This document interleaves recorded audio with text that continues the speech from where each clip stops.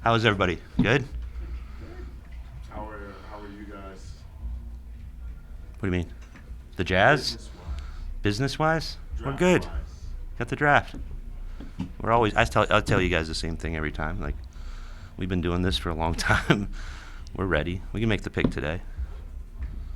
And I think it's going to be fascinating this year, though, on the draft. I just think it's just much more flat this year than other years. So I don't really pay attention to mock drafts anyway. I mean, I'll pay attention to like market stuff or people talking about who they like, but I really think it's going to be hard to predict this year. Flat meaning what? Flat meaning like I think someone that could go at 5 could be there at 10 or 12 or 14, that you might be getting the same type of player.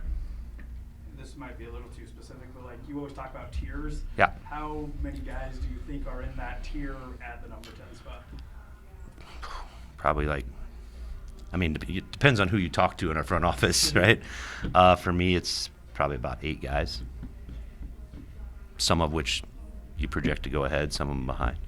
I mean, last year, 2 days before the draft, I predicted the order, like the exact order. And that doesn't happen very often, like just to do like, I think this is what's going to happen, and it did. This year, I'm not going to even try. Like, I don't know who's going 1, I don't know who's going 2, I don't know who's going 3. Maybe we'll know a little bit more a couple days before, as right day of, but we'll be sitting there and waiting. But the other thing we're doing, as we always do, we're looking at opportunities to move up, move down, move out. Most likely scenario, because is we pick our picks, but because it always takes another team to agree. But we're working on it. How does fascinating manifest itself? When you say that? Well, you see a pick in front of you, like, oh wow, okay, and maybe a little surprised that maybe somebody falls that you're assigning before the draft a 20% chance, and all of a sudden the guy's there. Can you walk us through what the evaluation system looks like when selecting a player? How much time do you have? I mean, because it starts when the kids are like 16 or 17. They've allowed us to be in a lot more high school situations now. So, and then going to Europe and the FIBA under 16s, under 17s, under 18s, you get these early tracking points of these kids. They still have to grow, they still have to learn, but you're seeing them at 15 or 16. And then we're allowed now to attend some AAU and summer events, not just the big stuff, which is great for our staff. And then they pick a college, and then you see if they pick the right one or not, and you try to do that, and you get, most of the guys are one and dones now, but you get 35 games of data plus all the high school stuff. And then you bring them in for a workout if you can get them in. And our guys do a great job of getting guys in. I think I haven't done the exact count, but I think we're probably close to 100 players that we got in. When they come in, it's not the be all end all. They could have an unbelievable workout or not a great one. The altitude usually does its job for us here, but it's something, and you get to see them in a new environment. You get to sit down and interview them, even if you've touched them a little bit in the combine. Our coaching staff gets to see them and touch them, so it's good for them, so that if we draft this player, they kind of know they've had their hands on them and like, okay, I know what these guys, they all need to develop. No one's a perfect product coming into this draft, so that's important. And then the other part that I think is underrated is that when we get players in, they get to see us too. They get to see beautiful facility. They get to see how proud we are of our coaching staff, the people that we have in this building, which I think are a huge asset for us. And so their, quote unquote experience with the Utah Jazz, even if we don't draft them, but 3 or 4 years later or 5, they're like, oh wow, that was a blast. I really enjoyed that. And I said this in an internal interview just a few minutes ago. What I love about the late pre-draft process the last 2 months is that I think we have a very large group of people here that are all committed to the same thing, and that's the Jazz winning a title. But it's really neat to see health performance coaches, front office, all in the gym at one thing, focusing on one thing, and that's the draft. Our kitchen too. That's the favorite thing for the players when they come in, is our food. So it's really neat to see that on a day-to-day basis. How does the draft moving to 2 days affect anything? I told Steven Schwartz and Shane Finsky they're going to be the Mark Tatum of the second round. I'm not doing media. I'm not making any phone calls. I wasn't as in favor of it. I was neutral on it when they asked to vote because we're prepared to do it. And so I'm curious about the night between. I'm sure that it'll help some teams get more organized. Right now we have the second pick in the second round. So I would imagine that there'll be, first round ends, sort of like football. It's like these, Mel Kiper's top 5 available or whatever. There'll probably be a little more interaction rather than at, those calls last year, if you're picking 32 are happening at 17 or 18, like while you're still on the clock for one, on the first round. So we'll see how. I'm making, if we do make a selection, Shane and Steven will be doing media, so you can ask them how they think about it. Is there a fit versus BPA component in this draft, knowing that it's a little bit more volatile than previous years? I think, there's always that debate no matter what the draft is, but for us it's going to be best player available, I think, just where we are as a team right now. I think part that's underrated, though, is that we're in different parts of the draft too, so we would have opportunities to maybe, take some upside swings, and then also take guys that might be able to fit and help some of those guys function, who are might be more ready to contribute in some small way earlier, but maybe without the ceiling. Yeah. If you take that window you talked about, 15 to 20, which, without being specific, I feel like there were a bunch of guys who were not in great situations last year. You mean from college? Or you mean last year's draft? This year when they were playing, they weren't in great situations for various reasons. Yep. So how do you evaluate that sample size when they're not in a great situation, and then how much does that make the maybe 2 or 3 years of prior watching even more? No, huge. The more data points that we have, the better, and that gives us a little more context. I think it's lazy to say, well, he had a bad year and that was his first year in college. Now, you're not making excuses for him. Maybe he is terrible, okay? Maybe he was a highly rated high school guy that just isn't good enough. But you look for the context. Why was he successful in high school? Why did he struggle in college? What kind of system? Does he have a hard time picking up things? Is it just he was used in the wrong way, or who he played with? So, I'll give an example. And he obviously played for a very good team and a very good coach. But with Keontae last year, he basically played in a 3-guard lineup. In some ways, he was the de facto 3. And, I see, and I think we continue to see, and he saw flashes, still got a lot of work to do, but he had the ball in his hands, and he had, being a 1, being off the ball, but being a combo. And a lot of people just thought he was just a pure 2, and I don't think that's the case. But if you just watch his Baylor stuff, you'd be like, how the heck do you think he could play point? Because he didn't have to do it there. But in high school, he did. So, something like that. You mentioned when we talked right after the season ended that this is kind of a natural trade period, right? Yep. We're in kind of this week before the draft. What have those conversations been like over the last, recently? And Yeah. how is that? Yeah. So, part of the thing, the season ends whenever, if you're done in the regular season or you're done sometime in the playoffs. Usually takes a couple weeks for exit interviews and internal stuff, and then meet with ownership, and I'm talking about more the rest of the league, and then they become kind of ready to talk about their teams, like what are our goals, what they thought of last year, just very, very general. And then as the kind of weeks go on, that they, are there specific things they're trying to get accomplished, like where are they salary wise, like where are they picking in the draft, so those. I've told you guys this before. It's obviously not just the draft; it's trades. It's free agency is only 4 days after the draft as well. So the league year flips over, and you're talking about cap space or lack thereof for some teams, a lot of teams. So all those conversations are kind of all together, and then you find out if there's natural trading partners with stuff. And when I say trading partners, it could be a draft pick deal, it could be trading players, it could be, them wanting some more information on, or that, hey, I don't think we can bring this guy back or something like that. So just a ton of notes. And then, Danny and I meet with our staff and Ryan and coach and see what those kind of opportunities look like. And then the kind of 8-person tier around the number 10 pick, do you Yeah. feel like, everyone talks about this draft not being as strong as previous ones. Do you feel like at number 10 it's as strong as it is previously, or do you think it's still a little bit? Yeah, I think, again, depending on who's there, but I think it could be every bit as deep as it was last year from, I don't know, let's call it 8 to 20.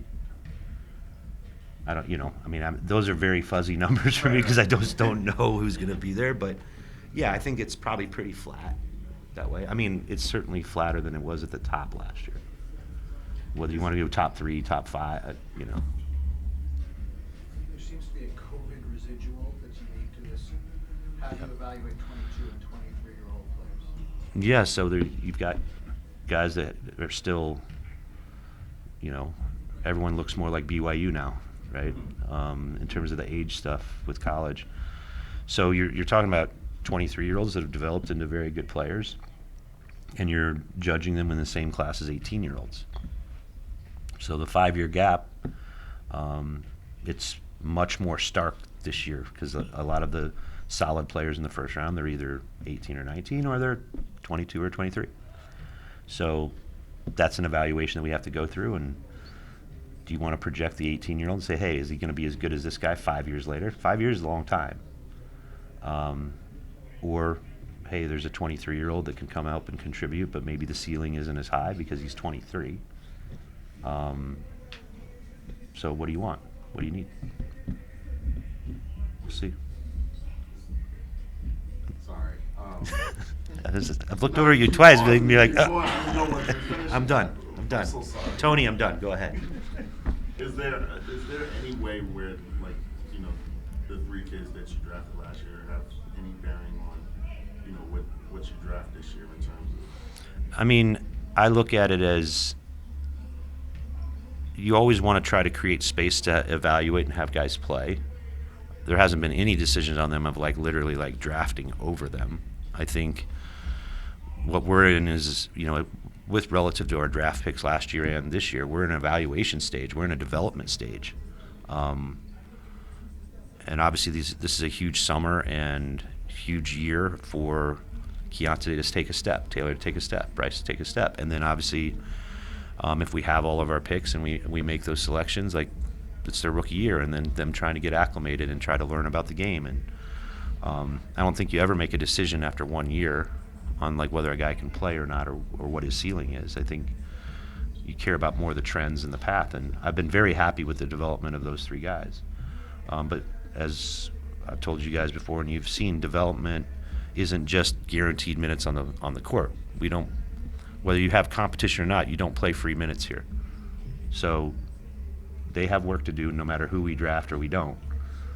So I don't look at it as I've got to go create competition, or this isn't football. What we're trying to do is add as many good players as possible, do a great job of developing them, and then we make it work and fit in terms of playing time and, with the reality of trying to win games. When someone has not shot the ball particularly well, what is the evaluation? For how long? Well, that's my question. How do you evaluate? Give me an example. Well, there's about 6 players in this draft who are sub 30% from 3. How do you look at those players and evaluate them to figure out whether they can shoot? So it's projections. Do you want to try to, especially if you can get them in here, and have our coaching staff evaluate too, is okay, why is it not going in? Is there something you can do? People put it in different things, but I kind of look at it as there's 3 buckets. 1, don't touch a thing. It's great. It goes in. Don't mess with it. 2, there's tweaks. Whether it's ball position, where the ball is in your hand, or are you shooting across your face or not, or a dip, or that you need to speed it up. Just tweaks. And then 3rd is the full rebuild. I guess the 4th one is it's broken. There's nothing you can do to fix it. But David and I watched some Yeah. So where they miss, we do shooting drills here too.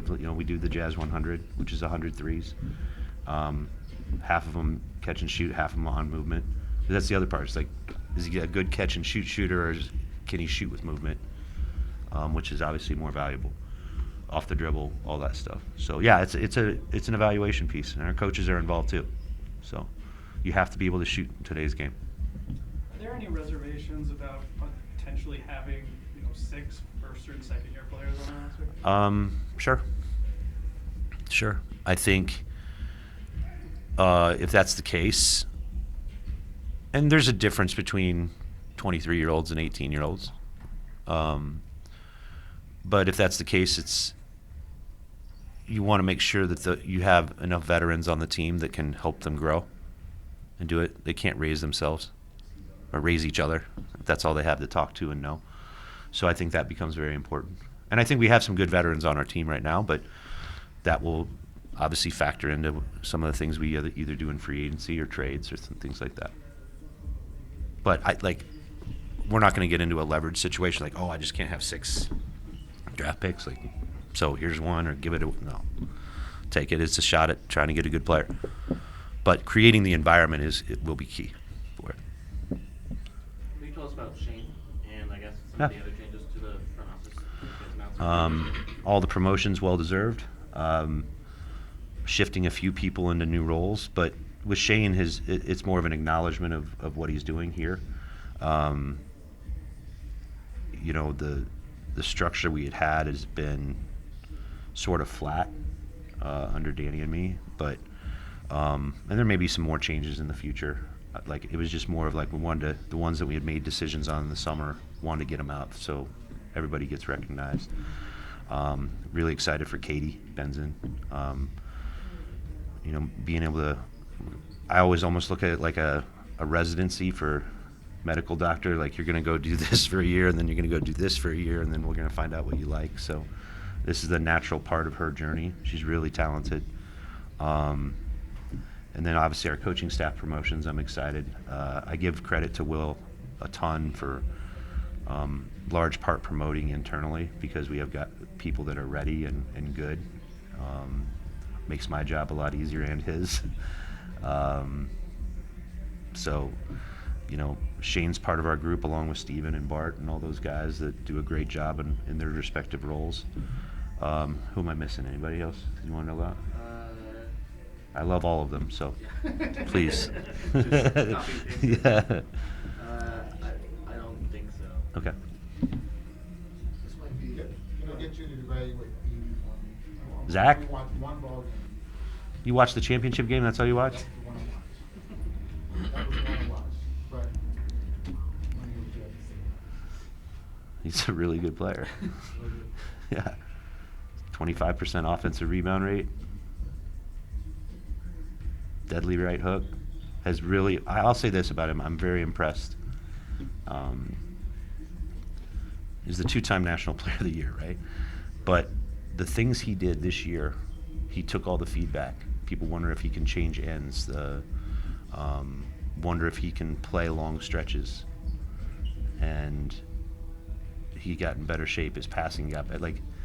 He's still the National Player of the Year, and they went to the national title game, but I thought there was measured improvement in terms of being more NBA ready, as opposed to his his year before.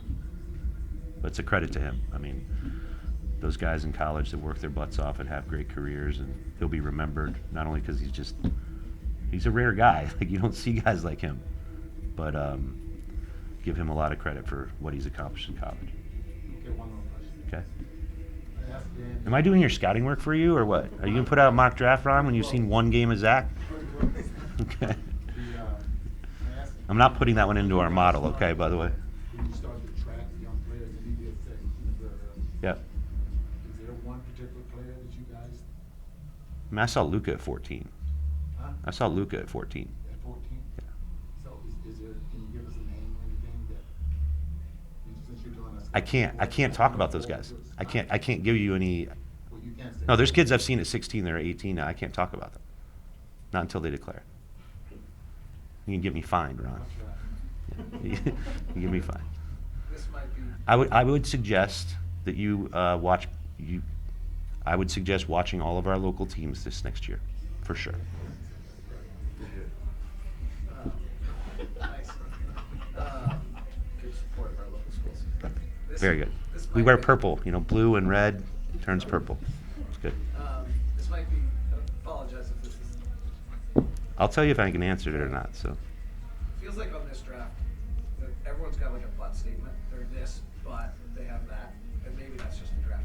But there's a uniqueness that's, half the butt statements seem to be physical limitations, and half the butt statements seem to be some sort of skill limitation. From a scouting standpoint, which of those is more concerning to you? I mean, both of them are concerning. I think more what I'd rather chat about is it's an annoying thing for me. It's a natural thing for scouting staffs and people in general, frankly, is you watch something or watch a player and you have an opinion and it's all about what he cannot do. And I can sit there and pick apart 450 NBA players too if you want me to, but they are literally the best players in the world, playing on championship teams and so I think it's really important for coaches and front office. You need to figure out what they can do, not only what you think they can do in the ceiling, but what can they do, and then how do you mitigate or help and develop the weaknesses. Okay, if he's physically, a problem physically, can we get it better or can we not? Is it, mechanics or seeing the game or reading it? How's his brain? Can he do it or not? So focusing on what's possible, but realistic, and hey, this guy can go do this right now. But I just think it's way too, especially with social media, I guess only criticism fits into 140 characters because that's what you see most of the times, this guy can't do this or that. I don't think that's fair. I mean, could you imagine, I do media, we pass on 10, and nobody can do anything, so we're not going to even pick somebody. No. Chances are the 10th pick is going to be an NBA player, at least for a little while, and hopefully for a long time. So our job is to find out how can we make that happen. It's very easy to just eliminate guys, but you have to pick somebody. So when I think I said 2 or 3 months ago when I said I don't think there's ever such a thing as a bad draft, there's always good players. You have to project more in this one. So we'll try to do our best job that we can. Yes. Okay, 2 questions. One, on how does your guys' process evolve differ from now that you have Danny and his experience versus kind of Dennis and previous? Yeah. First question. The process itself, I mean, we get to the same places. We might just meet a little differently but in terms of scouting games, watching games, Danny's watching games all day, every day. So maybe in just terms of the groups that meet or different projects, that's kind of evolved over time. But the processes are, largely at the end very, very, very similar. Doing all your work you can to identify good players. So maybe there's a difference stylistically, but not really substantively. There isn't much difference. And then I guess in terms of evaluation, do you think it's different? They're both really good. So, I think maybe there might be just different qualities or other stuff, but I wouldn't even describe that because they're both, we're all looking for good basketball players in the NBA. And then also part of that is when you get to different parts of state, team building. So when you're in a developmental stage, you're taking a lot of best players available. If you're one piece away and maybe that's in the draft, that maybe you look at something else, or you're saying, hey, we need, you're focusing on what we need to do a lot of things better with our team. You get to the point where, hey, we need some shooting or we need specific things, and maybe that part might change. You're probably also picking lower in the draft. So. And then I guess question 2, cap space. You guys will have cap space this Yes. year. Again, in conversations you've had recently, do you anticipate using that by signing somebody or trading? How do you see the market We're open to all of it. I mean, there's going to be opportunities to use it in multiple ways. I think I told you guys initially, like, free agency isn't the game changer anymore. It used to be, just with all the extensions. There's some solid players out there, but it's not anybody that's probably going to like move the needle in a significant way. They're more complementary, which is fine. It is what it is. And so then you're looking for other opportunities to add impact players. That's why we have our picks. That's why we've stayed flexible, so that whenever those opportunities come up, we can do it. Are they there this year? Maybe, maybe not. Takes another team to agree. But all of that's on the table for us. Obviously, part of it may be for retaining our players too, which I'd be really excited about. Okay. Thank you. Thanks, guys. Good to see you all.